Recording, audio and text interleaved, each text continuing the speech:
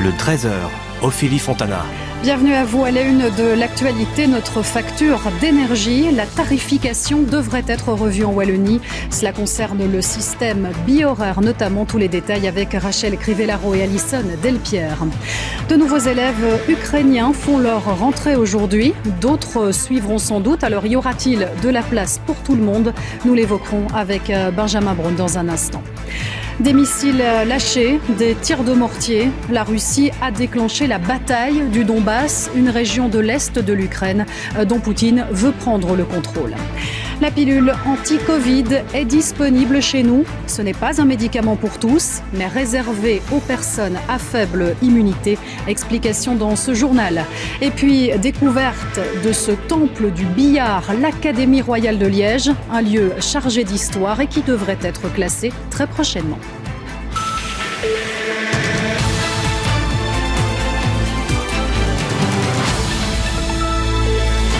Bonjour à toutes et tous, j'espère que vous allez bien. C'est donc la reprise après le congé de Pâques, une rentrée placée sous le signe de l'énergie avec une réforme en préparation d'ailleurs au niveau wallon. Bonjour Rachel Crivellaro, il est question de revoir le système de tarification.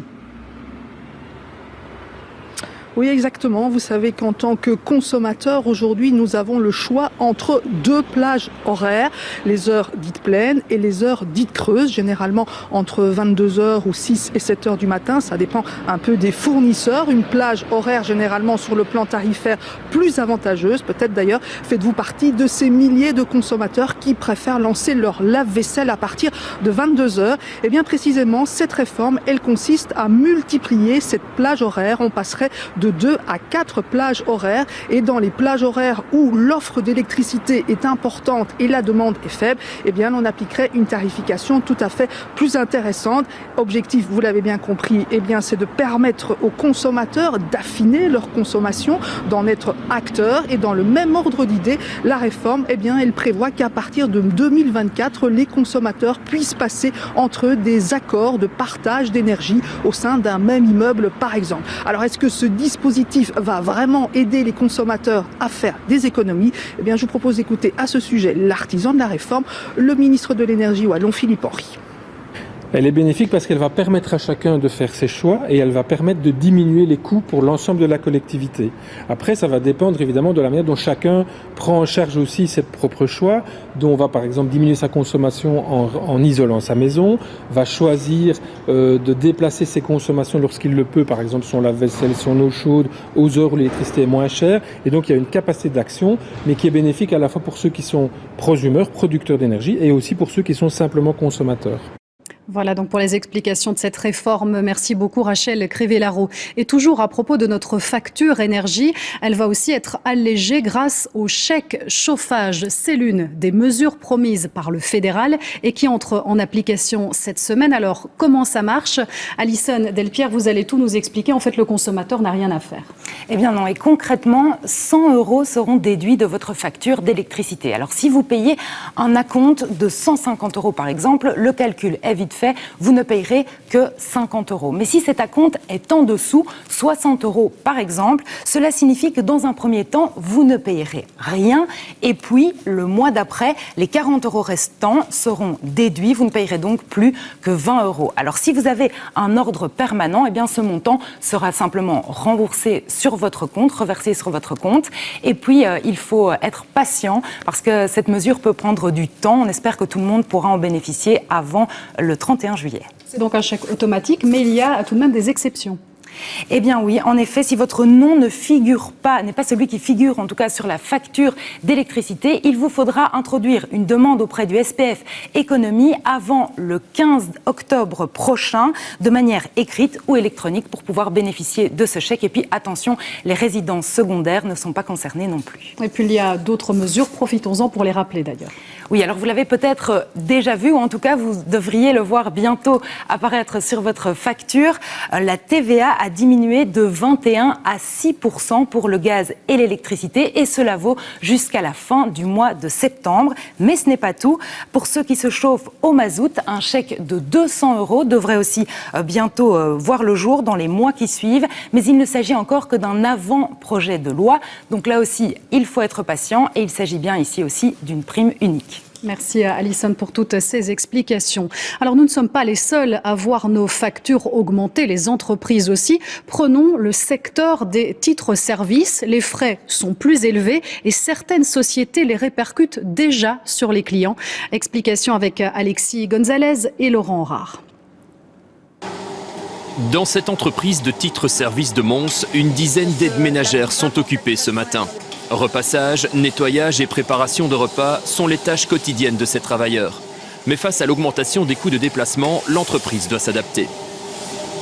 On est tenu en fait de travailler davantage sur une proximité du collaborateur, donc de réduire en tout cas les distances entre deux clients, de travailler par exemple avec un client qui habite certaines régions le vendredi et un autre la même région le lundi, de les rassembler, d'essayer de convaincre l'utilisateur de changer de jour de prestation afin de limiter en tout cas la charge pour le collaborateur, mais également pour l'entreprise qui vient indemniser les frais de déplacement.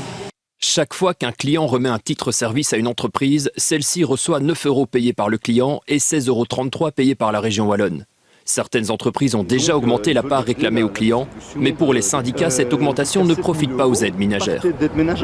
C'est un mensonge à l'égard des aides ménagères, puisque aujourd'hui on fait croire aux clients que cet argent va aller aux aides ménagères, ce qui est faux.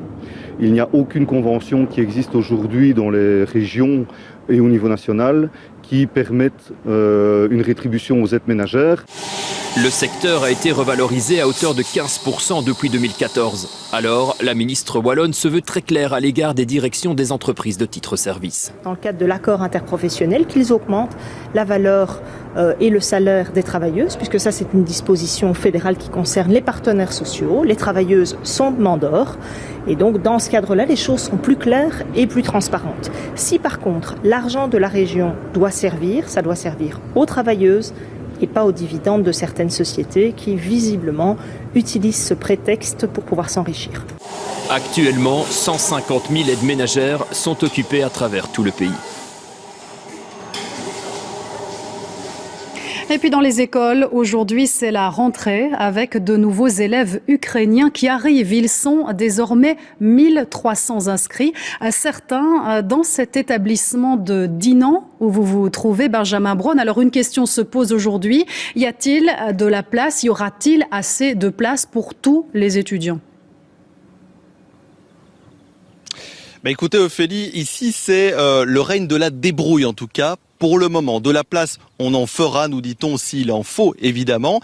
Actuellement, il y a une dizaine d'élèves ukrainiens qui ont déjà rejoint cette grande école de 600 étudiants, cette grande communauté, mais ce n'est pas terminé. D'autres vont arriver dans les semaines qui viennent, dans les mois qui viennent. Et c'est toute une organisation, évidemment, pour la classe, d'abord, pour les professeurs. Heureusement qu'il existe aujourd'hui des logiciels de traduction qui permettent de communiquer très rapidement dès le premier jour. Difficile parfois aussi d'évaluer ces élèves qui sont issus d'un système scolaire qui n'est pas exactement le même que le nôtre. Et puis, une organisation aussi et surtout au niveau de l'école. Et c'est là où c'est peut-être le plus compliqué. Vous le savez, depuis très longtemps, l'enseignement connaît une pénurie d'enseignants, pénurie de profs de sciences, de mathématiques, de langues étrangères et aussi de langue française. Et c'est évidemment de ces professeurs-là dont on a besoin maintenant, des professeurs qui sont particulièrement difficiles à trouver. Je vous propose d'écouter le directeur, Alain Keun, le directeur de l'école collège de Bellevue. Nous avons la chance d'avoir quelques professeurs qui pourraient volontairement augmenter un peu leur horaire pour pouvoir notamment donner des cours de français, mais on sait qu'aller recruter de nouvelles personnes dans le cadre de la pénurie qu'on connaît actuellement, c'est quasi chose impossible.